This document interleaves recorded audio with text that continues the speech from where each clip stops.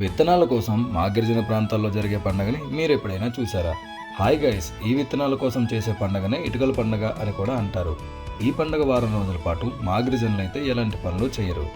ఈ పండుగ సందర్భంగా మగవారైతే వేటకు వెళ్తారు, ఆడవాళ్ళైతే ఈ విధంగా గేట్లు పెట్టి డబ్బులైతే అడుగుతారు. అలా వచ్చిన డబ్బులతో ఈ పండుగనైతే సెలబ్రేట్ చేస్తారు. ఈ పండుగ ఆఖరి రోజుకైతే ఒక ప్రత్యేకత ఉంది.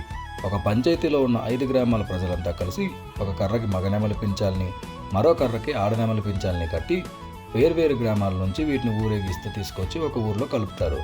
ఈ పండుగనే చొతోర్ పండుగ అని కూడా అంటారు. పూర్వం జైపూర్ మహారాజ్ ఎవరైతే ఉన్నారో అతని మెడలో ధరించిన దండ నమ్మి ఒక బంగారు గొడుగుని బహుమతిగా ఇచ్చారు. అందుకే ఈ పండుగ అంత ప్రత్యేకత. ఈ పండుగని పెదలగూడు గ్రామంలోనే చేయాలని అప్పట్లో ముఠాదారులు నిర్ణయించారు. అందుకని ఈ పండుగని మా గిరిజన ప్రాంతాల్లో అంత ఘనంగా జరుపుకుంటారు. మరిన్ని అరకు వీడియోస్ కోసం మన పేజ్ని అయితే ఇప్పుడే ఫాలో చేయండి. Thank you guys.